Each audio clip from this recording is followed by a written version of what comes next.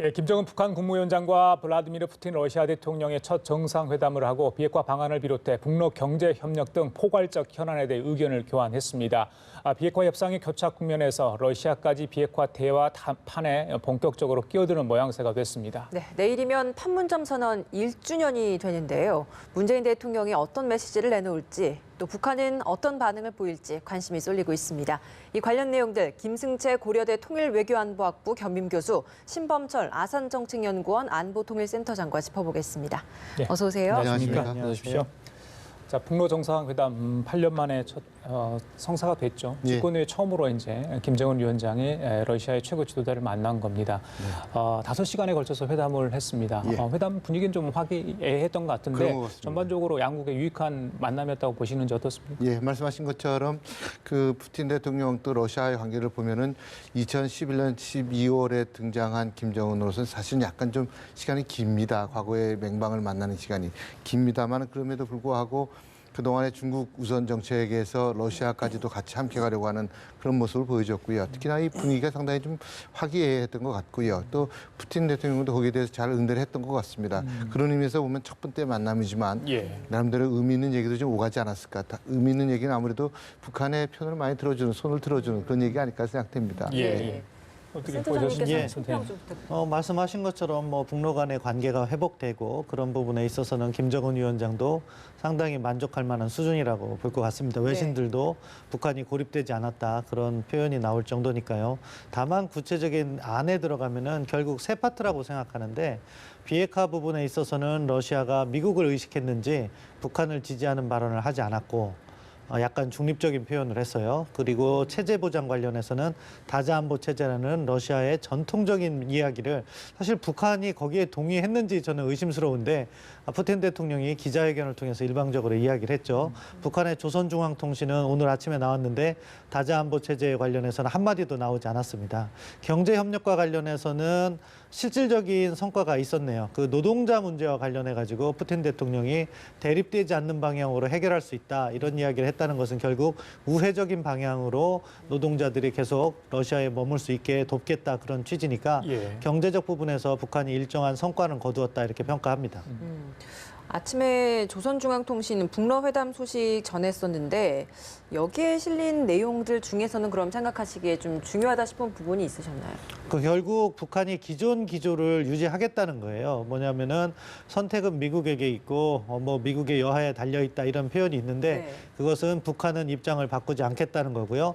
북러 간 협의 내용도 관계 개선 부분은 상당히 잘 다뤘는데 비핵화 협조 부분 사실 어제 김정은 위원장의 가장 중요한 표현은 뭐였냐면은 모두 발언에 있었어요. 예. 거기에 뭐냐면은 정세를 공동으로 조정 연구해 나가자 이 말이 있었는데 그것은 예. 어디에 나왔던 말이냐면은요. 1월 달에 북중 정상회담 때 북중 간 합의 사항에 나와요. 그것은 뭐냐? 그 정세를 공동으로 조정 연구하자는 것은 결국 우리로 이야기하면 정책 공조를 하자.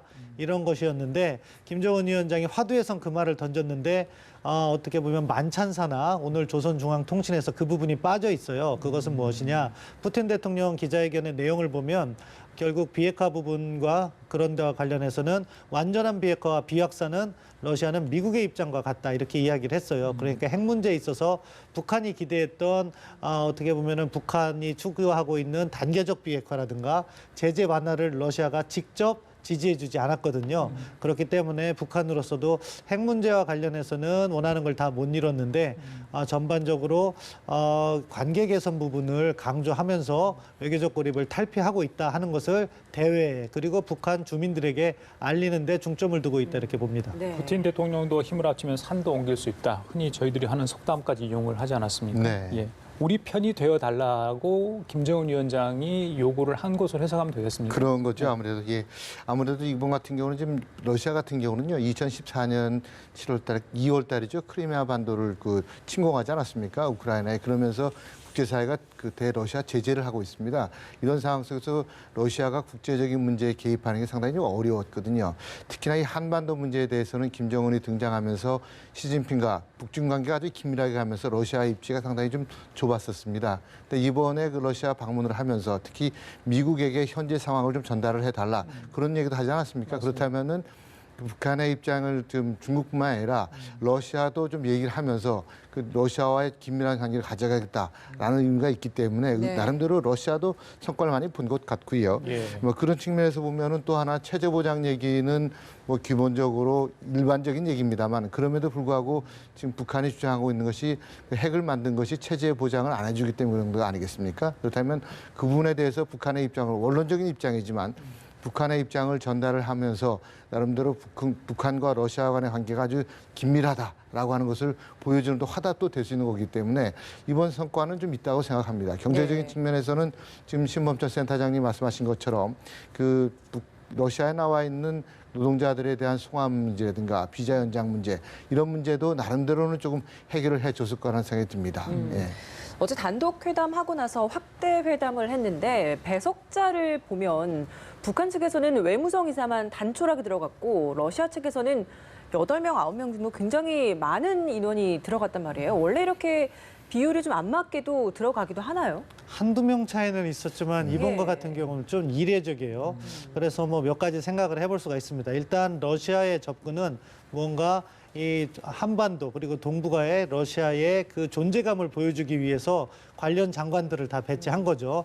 그러니까 약간 보여주기식이 있었다고 평가합니다. 네. 결국 교통부 장관은 철도 연결, 그리고 에너지 장관은 뭐 북한의 그러니까 러시아의 에너지를 결국엔 북한을 거쳐서 한국까지 이렇게 가스관 연결하고 싶다는 의지를 보여주는 거죠. 예. 그런 보여주기 측면이 있는 거고 북한과 같은 경우에는 이것이 약간의 불만의 표현일 수도 있어요. 왜냐하면은 결국 러시아가 경제적으로 지원해 주는 것은 노동자 문제 이외에는 다 한국 탓으로 밀어버렸거든요. 예. 그러니까 결국 노동자 문제를 다루는 것은 비자 문제거든요. 결국 외무성이면 다 되는 거죠, 실질적으로.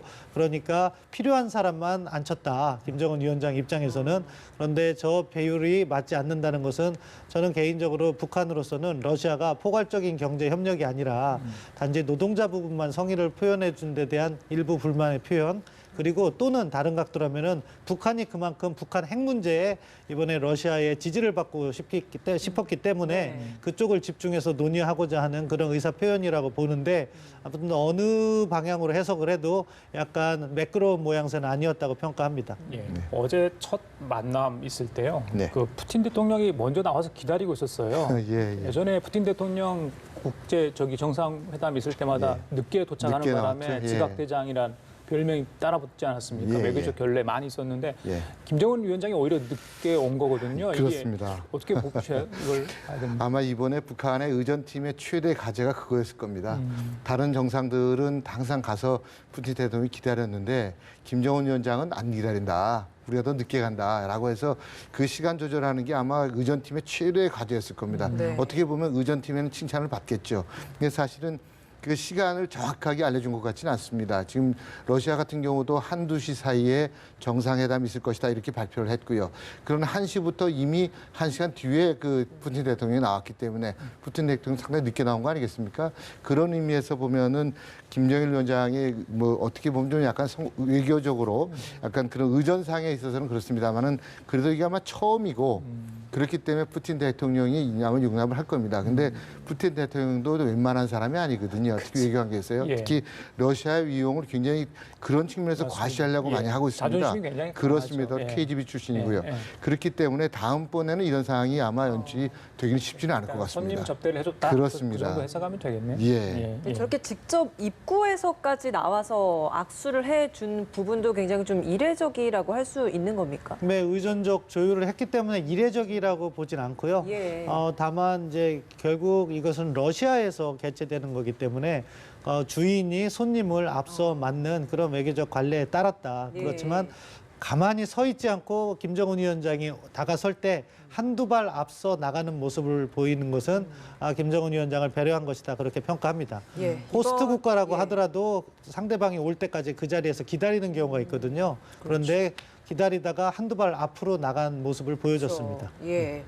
이번에 회담을 하면서 가장 주목되는 것이 미국이 이걸 어떻게 바라볼 것인가였는데 어제 기자회견을 푸틴 대통령이 하면서 6차 회담 카드가 또 언급이 됐단 말이에요. 이를 보면 사실 미국으로서는 톱다운 방식의 북미 회담, 북미 협상을 하려고 했었던 차에 굉장히 좀 상황이 많이 복잡해지는 게 아닌가라는 생각도 들거든요. 미국은 어떤 생각을 했을까요? 의도적으로 평가절하할 거라고 생각합니다. 러시아의 영향력 확대되는 거 미국이 절대 원하지 않죠. 그렇고 또 육자회담 자체는 북한도 수용하지 않을 거라는 걸 미국이 잘 알고 있기 때문에 그 부분은 듣지 않은 것처럼 무시하는 전략으로 나갈 것이다 이렇게 보고요. 예. 다만 속으로는 러시아가 북한 문제에 자꾸 관여를 하는 것에 대해서 불편한 마음은 가질 것이다 그렇게 생각합니다. 예.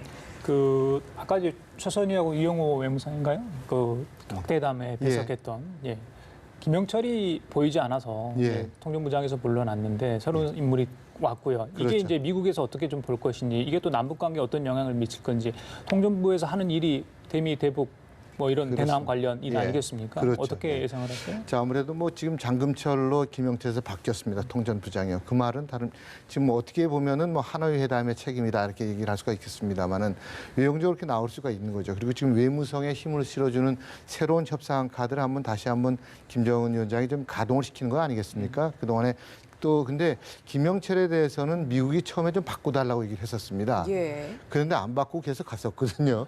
근데 이번 같은 경우는 북한에서 폼페이오 장관이라든가 이런 데는 안 돼, 볼턴 보좌관은 안 되겠다. 또 그런 얘기가 또 나왔습니다. 미국은 변하지는 않을 겁니다. 그렇지만은 지금 상황에서는 김영철 통전부장이 바뀐 것에 대해서 나름대로 의미를 좀 가지고 있는 것 같고요. 또 하나는 그런 과정을 통해서 지금 대남 비난을 조평 통해서 많이 하지 않았습니까? 맞습니다. 그리고 대통령에 대한 비난도 사실 최근에 했었는데 우리 대통령에 대해서요.